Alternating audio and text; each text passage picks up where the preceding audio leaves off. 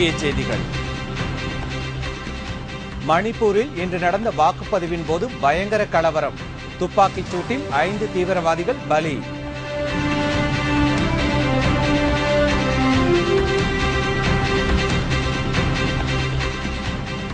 தமிழ்நாடு சட்டப்பேரவை நாளை மறுநாள் கூடுகிறது. ஆளுநர் ரோசையா உரை நிகழ்த்துகிறார்.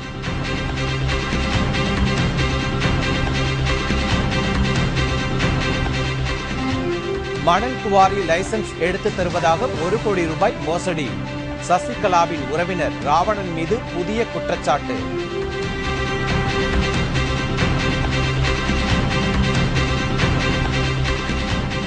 தேமுதிக முதல் கட்ட அமைப்பு தேர்தல் மேலும் 2 நாள் நீட்டித்து கேப்டன் விஜயகாந்த் அறிவிப்பு.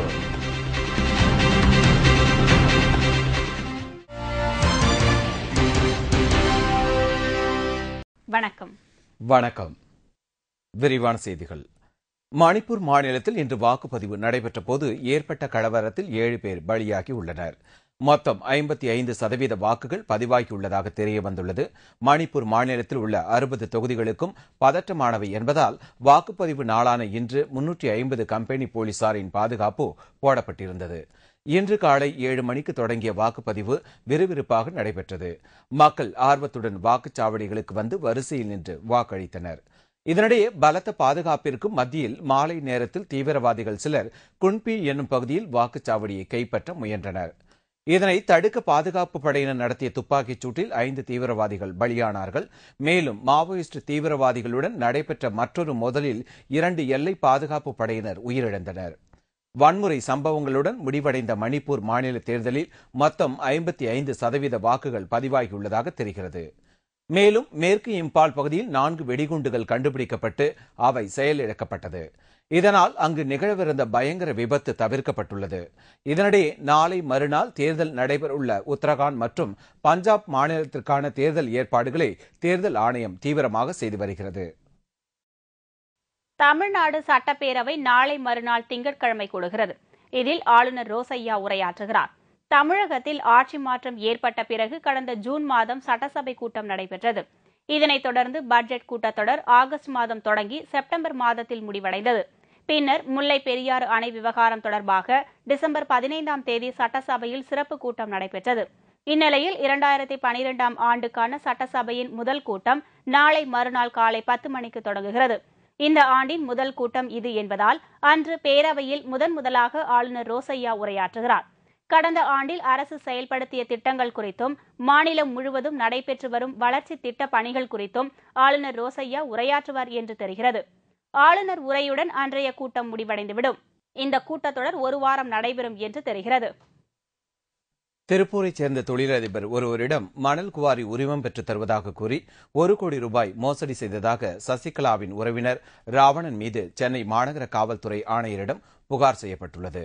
திருப்பூரைச் சேர்ந்தவர் கிருஷ்ணமூர்த்தி. தொழில் அதிபரான இவரிடம் சசிகலாவின் உறவினரான ராவணன் கடந்த ஜூன் மாதம் மணல் குவாரி உரிமம் பெற்றுத் தருவதாக கூறி ஏமாற்றி 1 கோடி ரூபாய் பெற்றுக் கொண்டதாக கூறப்படுகிறது. ஆனால் மணல் குவாரி உரிமம் பெற்றுத் தராமல் ஏமாற்றி வந்ததாக தெரிவிக்கப்பட்டது. பணத்தையும் திருப்பித் தரவில்லை. இதனால் அவரிடம் பணத்தை இழந்த கிருஷ்ணமூர்த்தி சென்னை எழும்பூரில் உள்ள மாநகர காவல்துறை ஆணையரிடம் புகார் செய்துள்ளார். இதையடுத்து ராவணன் மீது கொலை, மிரட்டல், மோசடி உள்பட 3 பிரிவுகளின் கீழ் வழக்கு பதிவு செய்து விசாரணை நடத்தி வருகின்றனர். ஏற்கனவே ராவணன் கோவையைச் சேர்ந்த தொழில் அதிபரை மிரட்டி 10 லட்சம் ரூபாய் வாங்கிக் கொண்டு மோசடி செய்ததாக கூறி கைது செய்யப்பட்டுள்ளது குறிப்பிடத்தக்கது. இன்றுடன் முடிவடைவதாக இருந்த தேமுதிக முதல்கட்ட அமைப்பு தேர்தல் தேதியை தேமுதிக நிறுவன தலைவர் கேப்டன் விஜயகாந்த் வரும் 30ஆம் தேதி வரை நீட்டித்து அறிவிப்பு வெளியிட்டுள்ளார். இதுகுறித்து கேப்டன் விஜயகாந்த் இன்று விடுத்துள்ள அறிக்கை ஒன்றில் தேசிய முற்போக்கு திராவிட கழகத்தின் முதல்கட்ட அமைப்பு தேர்தலை ஜனவரி 28ஆம் தேதியான இன்றுடன் முடிக்க திட்டமிட்டிருந்ததாக தெரிவித்துள்ளார். இருப்பினும் ஏராளமான கிளை கழகங்கள் இருப்பதால் அவற்றின் தேர்தல்களை நடத்த மேலும் அவகாசம் வேண்டும் என்று கழக நிர்வாகிகளும் கழக தொண்டர்களும் கேட்டு வருகின்றனர். எனவே முதல்கட்ட அமைப்பு தேர்தலை மேலும் 2 நாட்கள் நீட்டித்து வரும் 30ஆம் தேதிக்குள் முடிக்குமாறு கேப்டன் அறிவித்துள்ளார்.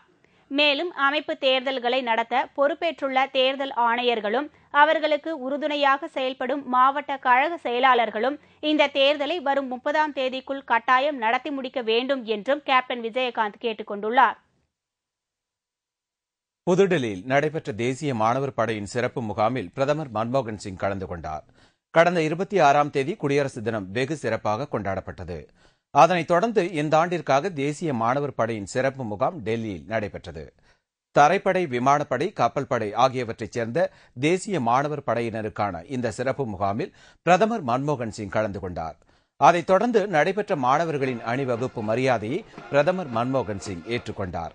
அதன் பின்னர் உரை நிகழ்த்திய பிரதமர் மன்மோகன் சிங் இந்திய இளைஞர்கள் மீது தான் மிகுந்த நம்பிக்கை வைத்துள்ளதாகவும் அவர்களுக்கு சரியான சந்தர்ப்பம் கொடுக்கப்பட்டால் நிச்சயமாக சாதிப்பார்கள் என்றும் தெரிவித்தார். மேலும் பல்வேறு துறைகளில் இளைஞர்களுடைய படைப்பாற்றல், சக்தி மற்றும் சுறுசுறுப்பு நாட்டிற்கு மிக அவசியம் என்று தெரிவித்த பிரதமர், கடந்த வருடம் நிகழ்ந்த மும்பை குண்டுவெடிப்பின் போதும் நிலநடுக்கத்தின் போதும் தேசிய மாணவர் படையினர் விலை மதிப்பிட முடியாத அளவிற்கு உதவி செய்துள்ளதாக குறிப்பிட்டார்.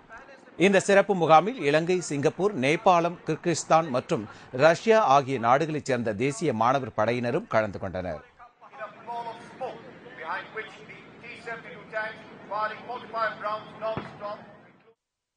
முதல்வர் ஜெயலலிதாவிற்கு எதிராக பிறப்பிக்கப்பட்ட பிடிவாரண்ட் ரத்து செய்யப்பட்டுள்ளது.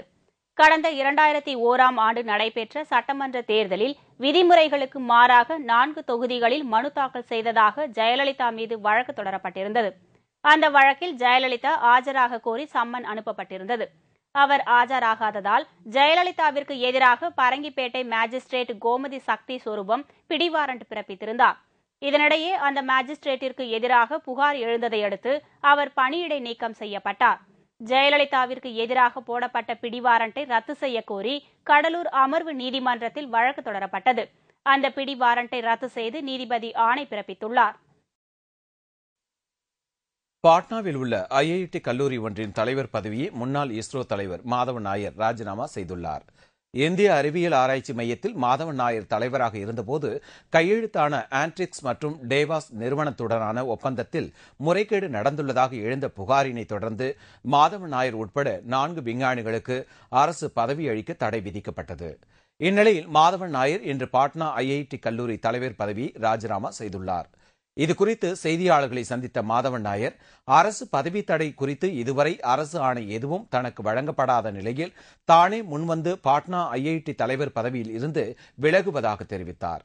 இதனிடையே மாதவன் நாயர் மீதான விவகாரத்தில் மத்திய அரசு தவறான முறையை கையாண்டுள்ளதாகவும் ஆண்ட்ரிக்ஸ் தேவாஸ் ஒப்பந்த முறைகேடு குறித்து தற்போதைய இஸ்ரோ தலைவர் ராதாகிருஷ்ணனிடம் விசாரணை நடத்தலாம் என்றும் மூத்த விஞ்ஞானிகள் கருத்து தெரிவித்துள்ளனர்.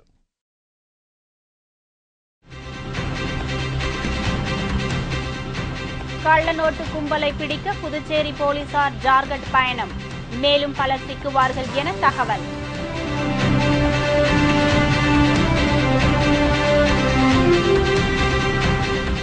சென்னை முகப்பேரில் குழந்தையை கடத்திச் சென்ற போதை ஆசாமி, மடக்கி பிடித்து தர்ம அடி கொடுத்த பெண்களின் வீரச் செயல் மற்றும் பல செய்திகள் விளம்பர இடைவேளைக்கு பிறகு.